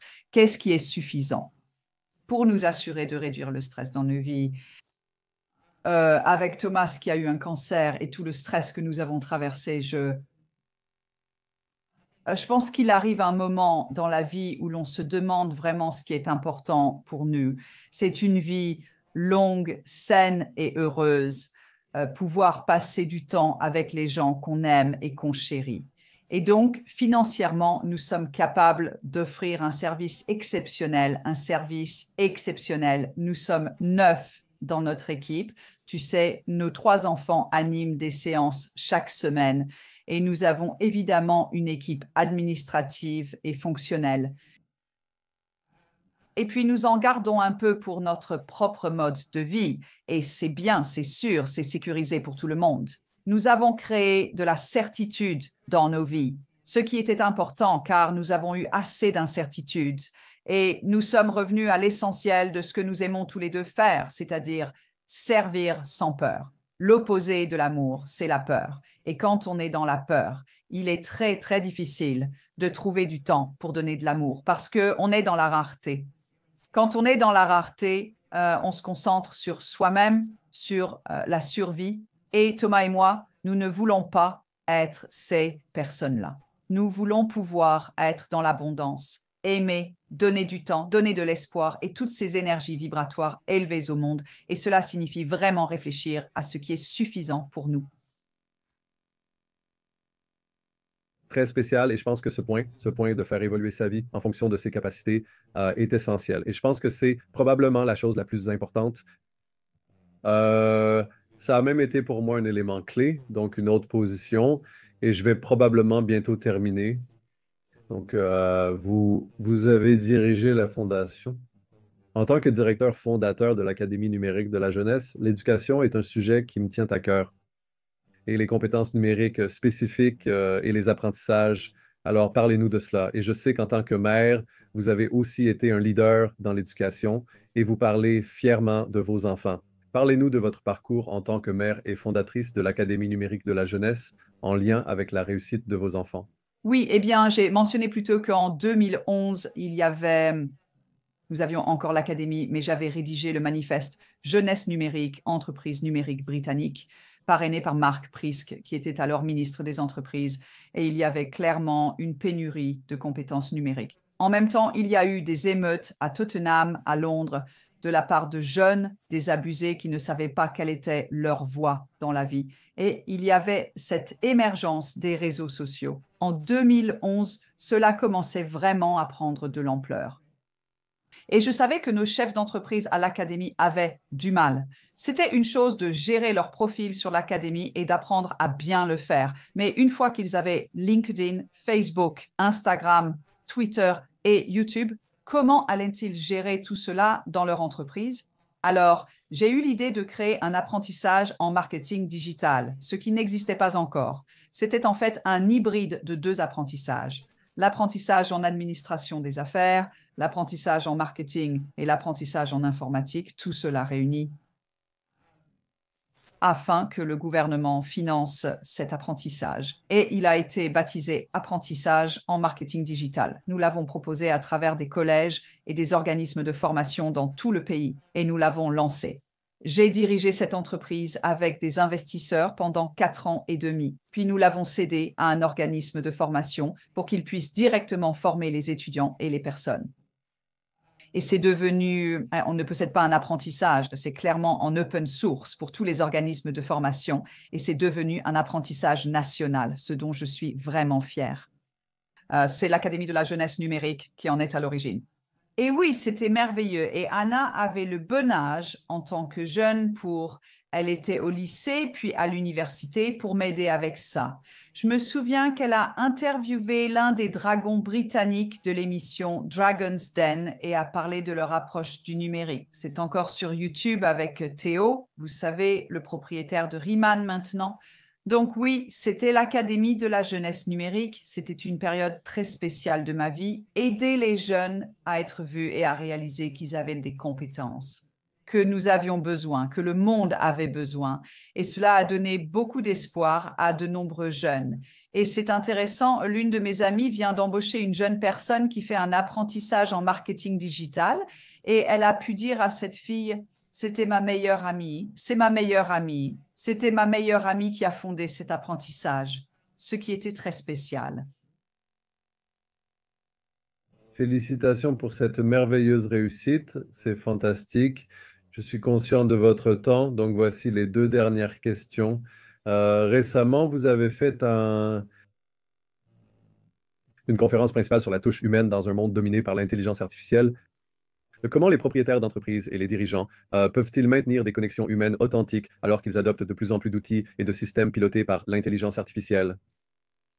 Donc, l'intelligence artificielle est là. Et nous avons déjà discuté de ce sujet, mais pour approfondir, vous êtes autant technologue que stratège. De nombreux mythes entourent l'intelligence artificielle. En tant que créateur d'intelligence artificielle, cela m'effraie parfois. Et j'ai eu de nombreux types d'incidents avec des agents d'intelligence artificielle. Mais il y a par exemple une étude que je veux partager avec notre public. L'une des plus grandes interactions avec ChatGPT, selon Sam Altman, c'est que les gens demandent des conseils personnels et je pense que ça devient énorme. Je l'ai fait moi-même, donc, Oui, moi aussi. et c'est impressionnant de voir ce qui peut fonctionner parce qu'il fait beaucoup de synthèse et peut s'adapter à la personnalité. Mais comment vois-tu cela? Parce que ça va être un défi. Tu as des enfants, bien sûr, ce sont de jeunes adultes dans ton cas, mais cela va avoir un impact car nous étions avant Internet et avant l'intelligence artificielle. Maintenant, nous avons une nouvelle génération qui devient post-Internet Et Internet a déjà créé beaucoup de bouleversements dans l'économie mondiale, ainsi que de bonnes choses, bien sûr, mais l'intelligence artificielle va être encore plus disruptive. Je te passe la parole, évidemment. Ceci. Le contact humain reste crucial malgré l'essor de l'intelligence artificielle. C'est vraiment une question de savoir comment individuellement, quand j'entre dans une entreprise, comment vous, en tant qu'individu, choisissez de créer la culture que vous souhaitez et à quel point il est important d'avoir l'intelligence émotionnelle et de passer du temps à créer des relations sincères et significatives, et aussi votre image de marque. Mon ressenti sur l'intelligence artificielle, au-delà de ça, c'est que j'y suis absolument favorable. Vous savez, quand mon fils nous a récemment annoncé qu'il allait partir vivre en Australie, ça m'a bouleversée au plus profond de moi-même. Je suis allée directement sur ChatGPT pour lui demander, et j'ai découvert tout ce concept de John Bowlby sur l'attachement anxieux. Il me connaît bien, ça m'a fait du bien. Il me donne une affirmation chaque jour pour m'aider à faire face à ça. Vous savez, je trouve ça phénoménal. Il a de l'intelligence émotionnelle. J'adore la façon dont il m'aime et pense que je suis la personne la plus brillante du monde. C'est ce que ça nous fait à tous, n'est-ce pas? ChatGPT est hilarant, c'est génial. C'est génial pour la positivité. En ce qui me concerne vraiment, maintenant, nos 3 enfants ont choisi d'être entrepreneurs. Ils sont formidables. Mais ils ont aussi grandi dans un monde où, dès leur plus jeune âge, ils voyageaient partout dans le monde et serraient des mains dès l'âge de 5 ans ou même plus jeune. Avec un badge nominatif, ils comprennent l'importance de l'entrepreneuriat, du réseautage et des relations. Leurs compétences sociales étant bonnes, ils sont devenus entrepreneurs. Ils adorent et ont adopté le modèle de BEAT, sont dans leur secteur et leur travail. Ils vont commencer à créer ce genre de modèle parce qu'ils ne pensent pas que c'est puissant, et ça l'est, en termes d'offrir une relation vraiment intime et proche avec les gens sous un bon modèle économique. C'est fantastique. Je suis sortie déjeuner il y a quelques semaines avec ma nièce et elle a eu un début de vie très difficile. Elle a maintenant la trentaine, elle a toujours dû se débrouiller et elle n'a jamais vraiment trouvé sa place au travail. Assises à l'extérieur d'un restaurant, nous profitions d'une belle journée ensoleillée.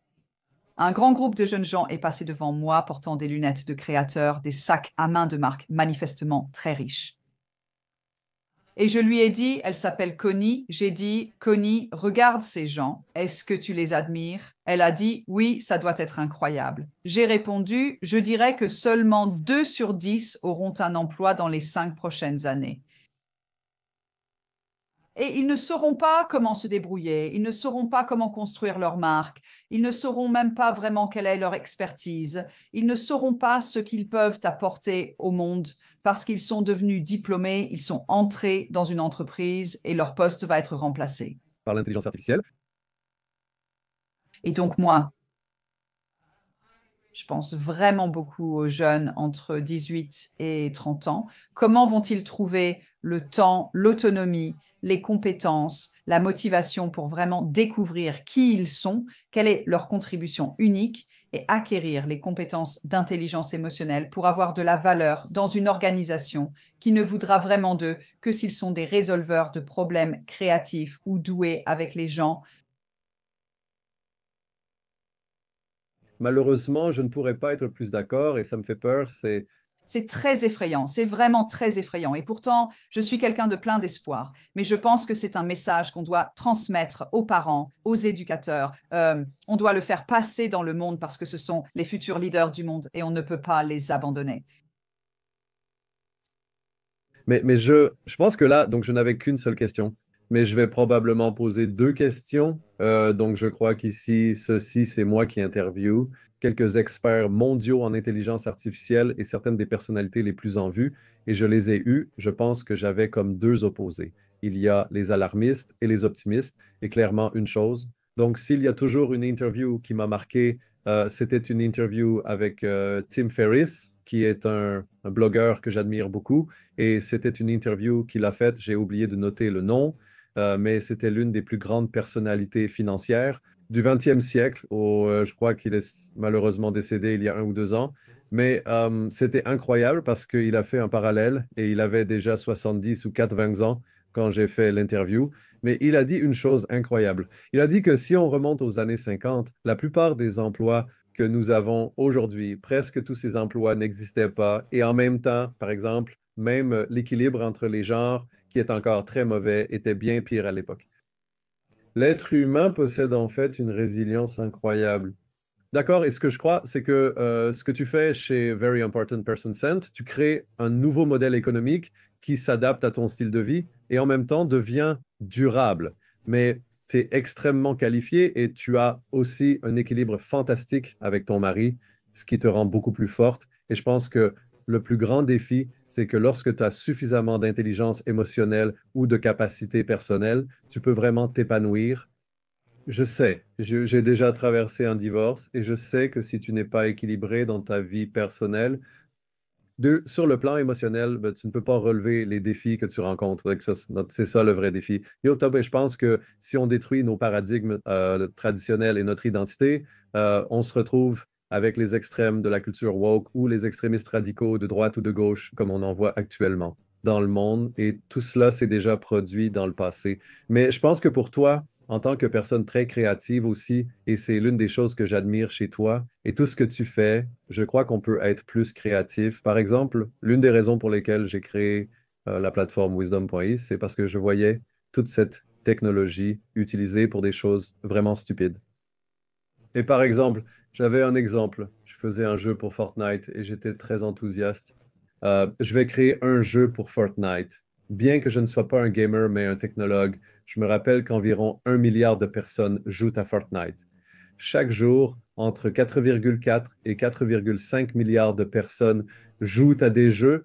J'ai réalisé que le jeu, tout d'abord, c'était un jeu avec des sports et il n'était pas possible de mettre une raquette pour jouer au tennis en ligne virtuellement. Et à l'époque, bah, c'était il y a 2 ans dans Fortnite, mais on pouvait vraiment obtenir une hache, une mitrailleuse ou n'importe quelle arme que l'on voulait, ou un missile, et la liste continue. Et j'étais impressionné.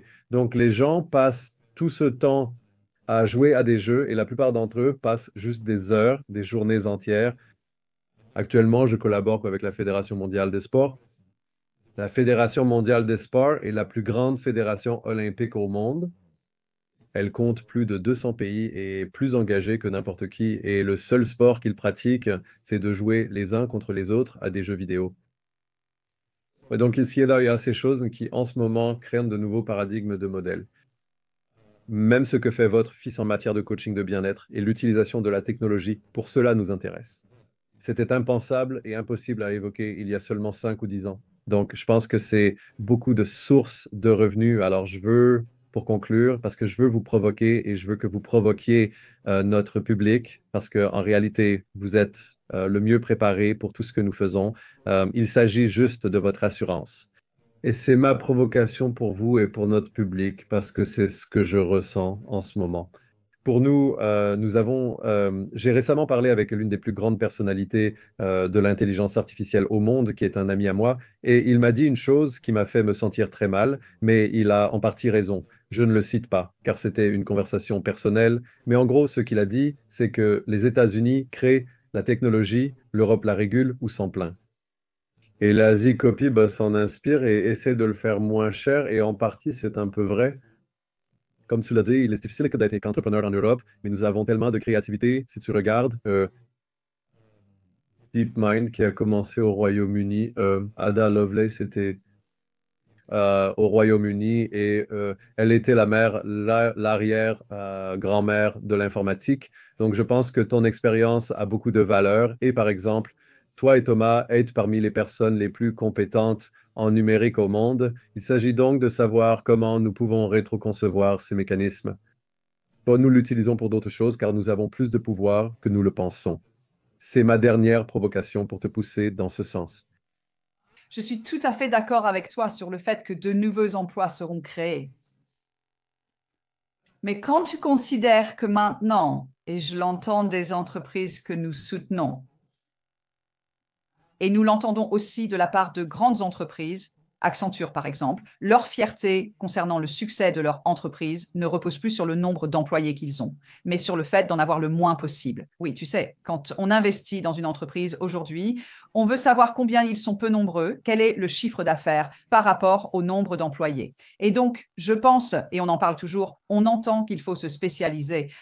Nous cherchons tous, si je devais embaucher quelqu'un pour le marketing digital, je ne dirais pas que je veux une personne en marketing digital. Je voudrais savoir, comme dans ta société, j'ai quelqu'un qui est brillant en Search Engine Optimization, quelqu'un qui est brillant en publicité Facebook.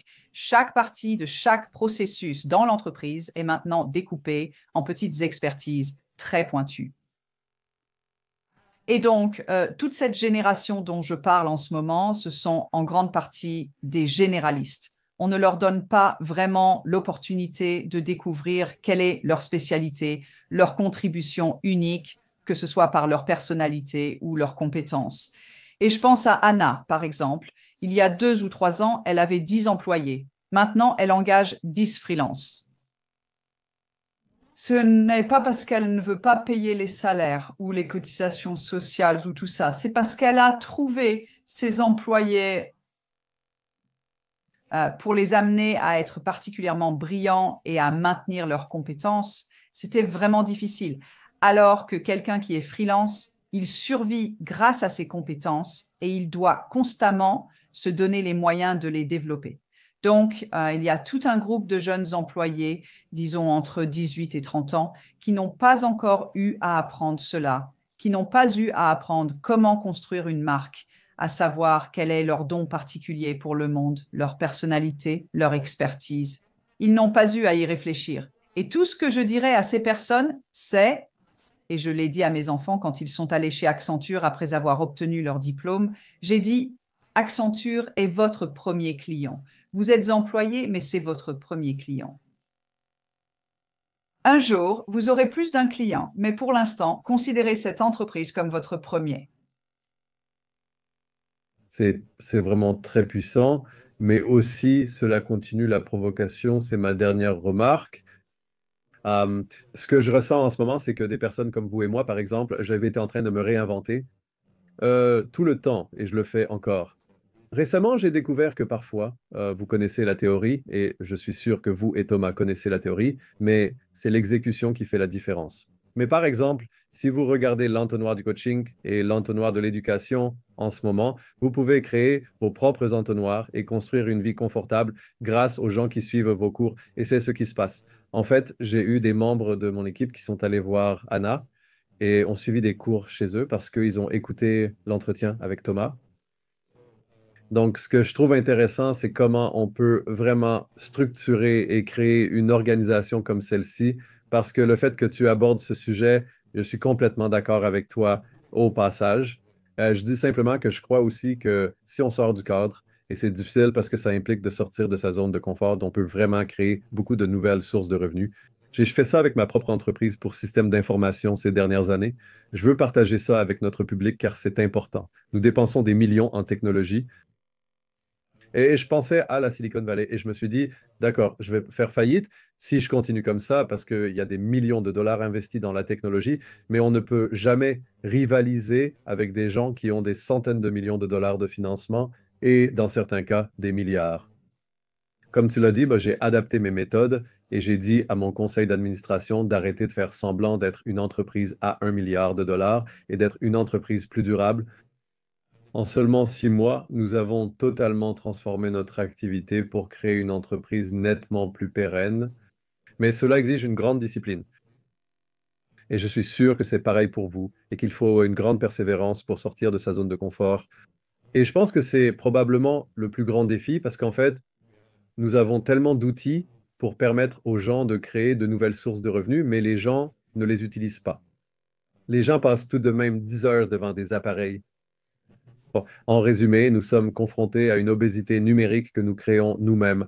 Un dernier mot de ta part? Je pense que tu as dit ce que tu avais à dire à tes enfants, mais quel serait le message pour les personnes qui sont encore sceptiques et qui ont peur? Parce que je pense que le plus grand défi, tu touches quelque chose de très important. Je pense que quand on a peur, ben, on ne peut pas, on devient paralysé et cela arrive massivement. Eh bien, ce n'est pas pour faire de la pub, mais je crois absolument en la nécessité d'avoir une communauté autour de nous. C'est absolument essentiel. Les gens ont besoin d'une communauté, les entreprises ont besoin de réseaux. Donc, l'entreprise a besoin d'un réseau, mais nous, en tant qu'êtres humains, nous avons besoin d'une communauté. Ça a toujours été comme ça. Et si tu fais le loup solitaire et que tu ne t'entoures pas de personnes qui t'aiment, qui croient en toi, qui veulent t'aider, qui veulent te présenter à d'autres, c'est trop difficile. Et ce monde, cette solitude, c'est une épidémie de santé mentale, la solitude. Et Et en fait, si j'en parle comme d'une substance chimique du cerveau, c'est l'ocytocine. Donc l'ocytocine est l'une des 4 principales substances chimiques du cerveau dont mon fils TJ parle, et moi aussi. L'ocytocine, c'est ce qui m'a guidée toute ma vie. L'ocytocine, c'est la molécule de l'attachement, celle qui, quand une mère accouche, l'aide à créer un lien avec son enfant, même si l'enfant lui fait vivre l'enfer, l'empêche de dormir. Euh, L'ocytocine, une substance chimique, elle est nécessaire car un taux élevé apporte la confiance en soi. Et l'une des choses que je trouve tellement belle, c'est que lorsque je fais le bilan des 6 semaines avec nos membres, ils nous rejoignent, je les accueille, je les accompagne, je passe du temps avec eux et je m'assure qu'ils comprennent la culture et comment ils peuvent en tirer le meilleur parti pour eux personnellement. Par la suite, je les recontacte et leur demande ce qu'ils ont appris et ce qui a changé dans leur vie. La chose la plus importante qu'ils me disent, sans que je les influence, c'est qu'ils se sentent tout simplement beaucoup plus confiants. Et si vous vous sentez confiante, eh bien, tout devient possible. Alors, je dirais simplement à tout le monde, ne négligez pas le besoin en tant qu'être humain d'être aimé par d'autres humains et d'aimer les autres en retour. Eh bien, quelle merveilleuse façon de conclure ce moment spécial. Ça a vraiment été un honneur et je suis très inspiré. Je pense que je vais certainement aller plus loin, mais je veux d'abord te dire merci. Il m'a fallu quelques années, mais enfin, et j'espère que ça ne prendra pas autant de temps pour la prochaine fois. Merci beaucoup pour ton inspiration, pour tout ton travail, pour ce sourire merveilleux qui montre la confiance et l'amour que tu transmets. Oh, merci, c'est une belle interview, j'ai adoré, vraiment.